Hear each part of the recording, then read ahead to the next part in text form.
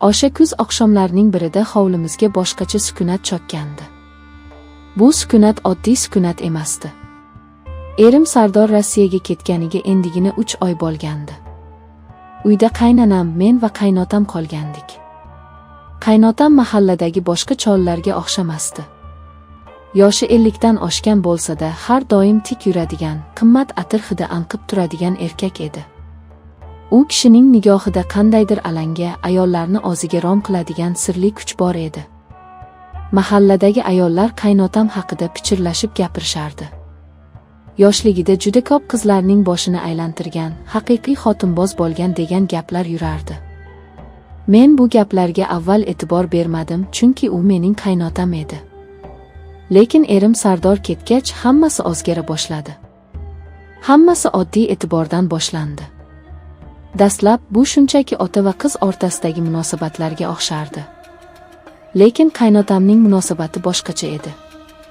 U bozor qilganda har doim menga atab nimanidir qo'shib olib kelardi. Ba'zan ro'mol, ba'zan men yoqtiradigan narsalar. Qaynonam sodda, kasalmand ayol bo'lgani uchun ko'pincha xonasidan chiqmasdi. Qaynotam esa bundan ustalik bilan foydalandi. Esimda, yomg'ir sharros quyayotgan kuni bozorga tushishimizga to'g'ri keldi. Qaynotam mashinani boshqarib borar, men orqa o'rindiqda o'tirardim. Oynadan tushayotgan yomg'ir tomchilariga tikilib ketayotgandim. Sardor telefon qilib turibdimi deb so'radi liqlik bilan. Ha, kecha gaplashdik dedim. U yosh, hali hayotni tushunmaydi. Seni bunday yolg'iz tashlab ketish yaxshimas dedi kutilmaganda. Bu gap meni oyga toldirdi. Oz bolasini yomonlayotgandek emas, balki menga achinayotgandek gapirardi. Mashina salonida uning o'tkir atir hidi hukmron edi. O'sha kuni u menga shunchaki kelin sifatida emas, balki ayol sifatida qaragani sezildi. Ko'zgudan ko'zlarimiz to'qnashganda men nigohimni olib qochdim. Kunlar o'tgani sayin bu o'yin yanada chuqurlashdi. Qaynotam o'zining mahoratini ishga solgandi. U kishi ayollar nimalarni yaxshi ko'rishini, qanday so'zlar ularning quloqiga yoqishini juda yaxshi bilardi. Sardor menga aytmagan maqtovlarni otasi aytardi. Bugun choy damlashing o'zgacha, qoling gulda, qizim, derdi u. Choynakni uzatayotib, qo'llarimiz salgina tegib ketganda. O'sha lahza badanim titrab ketdi. Bu qo'rquvmidi yoki boshqa narsa, o'shanda tushunmagandim. Bir kuni kechki ovqat payti qaynonam uxlagani kirib ketdi. Dasturxon atrofida ikkimiz qoldik. Qaynotam choy hoplayotib yoshlikdagi sarguzashtlari haqida gapirib berdi. Uning hikoyalari shunchalik qiziqarli va rang-barang ediki, men beixtiyor tinglab o'tirardim. U o'zini qanday tutishni, suhbatdoshini qanday sehrlashni bilardi. Inson hayotda bir marta yashaydi, dedi ko'zlarimga tikilib. Baxtni uzoqdan izlash kerak emas. Ba'zan baxt yoningda turadi, lekin sen uni ko'rmaysan. Bu so'zlar shunchaki falsafa emasligini ich-ichimdan his qildim. U meni nazarda tutayotgandi. Ortadagi chegara, o'sha ko'rinmas devor qulay boshlagandi. Eng dahshatlisi, men bu e'tiborni kuta boshlaganim edi. Erim Sardorning quruq yaxshimisizlar, pul yetib turibdimi degan gaplari menga yetmay qolgandi. Menga tirik insonning harorati, shirin so'zi, maqtovi kerak edi. Qaynotam esa buni juda noziklik bilan berardi. U hech qachon qo'pol harakat qilmasdi, hammasi juda madaniyatli, juda silliq kechardi. O'sha kuni tug'ilgan kunim edi.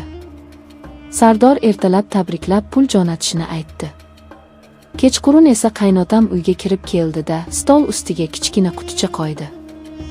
"Ochib ko'r", dedi u jilmayib.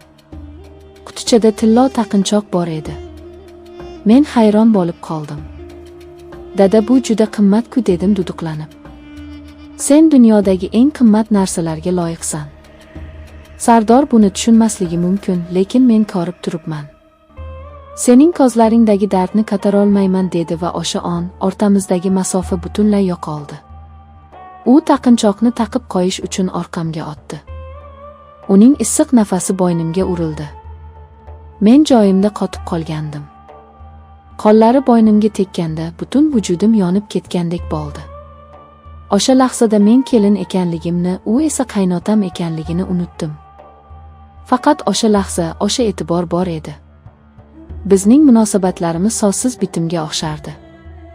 Hech kim ochiqchasiga sevaman demasdi, lekin har bir qarash, har bir imo-ishora shunga ishora qilardi.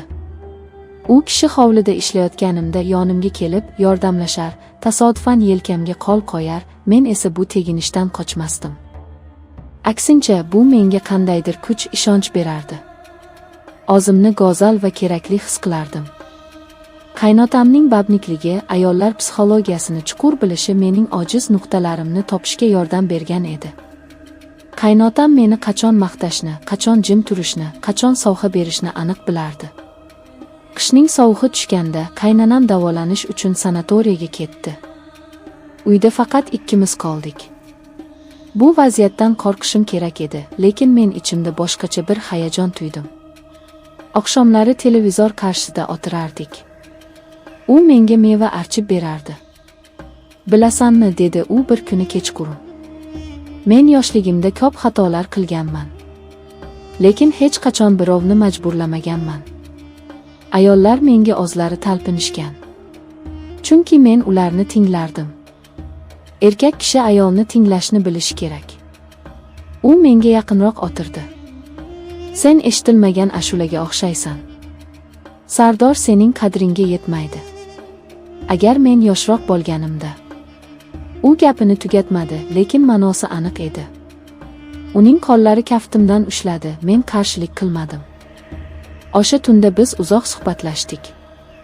U o'zining armonlari haqida gapirdi.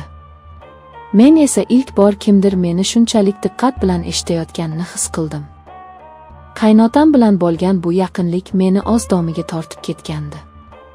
Men vijdon azobini his qilardim, tushlarimda ota-onamni ko'rib cho'chib uyg'onardim. Lekin ertasi kuni qaynotamning birgina tabassumi, birgina shirin so'zi barcha shubhalarimni yuvib ketardi. Qaynotam mening aqlimni olgan edi. U shunchaki shahvatparast emasdi, u mohir o'yinchi edi. Meni asta-sekin, shoshilmasdan o'z dunyosiga olib kirdi. Bahor kelishi bilan erim Sardorning qaytishi haqida xabar keldi. Bu xabar meni quvontirish o'rniga dahshatga soldi. Men qanday qilib erimning ko'ziga qarayman? Qaynotam esa xotirjam edi. Hammasi joyida bo'ladi, dedi u ishonch bilan. Biz hech narsani buzmadik. Bu shunchaki ko'ngil yaqinligi. Lekin men bilardim, bu shunchaki ko'ngil yaqinligi emasdi. Bu xiyonatning yomoni, eng yashirin shakli edi. Biz jismonan chegara buzmagan bo'lsak-da, ruhan allaqachon bir-birimizga bog'lanib qolgandik. U meni o'ziga o'rgatib qo'ygandi. Sardor qaytgan kuni uyda bayram bo'ldi. Men kulib turardim, lekin ichim yonardi. Erim meni quchoqlaganda men begona odamni quchoqlagandek bo'ldim. Ko'zlarim beixtiyor qaynotamni qidirdi. Qaynotam esa bir chetda mamnun qiyofada bolasini kuzatardi. O'sha nigohda yana o'sha eski, ayyorona uchqun bor edi. U kishi menga qarab ko'z qisib qo'ydi. Shu ondayoq tushundimki, men bu odamning o'yinchoqiga aylanib bo'lgandim. Uning uchun bu navbatdagi g'alaba, men uchun esa umrbodlik yuk edi. Keyingi oylar davomida ham qaynotam fursat topganda menga o'z e'tiborini ko'rsatib turdi. Sardor yonimizda bo'lsa ham bizning o'rtamizda yashirin til bor edi. Bir qarash, bir tabassum. Bu sir meni yeb bitirardi. Men erimga xiyonat qilmagandek edim, lekin aslida eng katta xiyonatni ko'nglimda qilgandim. Qaynotam haqiqiy babnik ekanligini o'shanda yana bir bor isbotladi. U o'z kelinni ham o'zining jozibasi bilan rom qildi va buni shunday ustalik bilan qildiki, hech kim, hatto ohli ham sezmadi. Men esa o'sha iliq munosabatlar, o'sha shirin so'zlar asirasiga aylandim. Sardorning soddaligi, ishonchi meni yanada ezardi. U otasini hurmat qilardi, meni esa sevardi. Biz esa uning orqasida o'zimizning kichik taqiqlangan dunyomizni yaratgandik.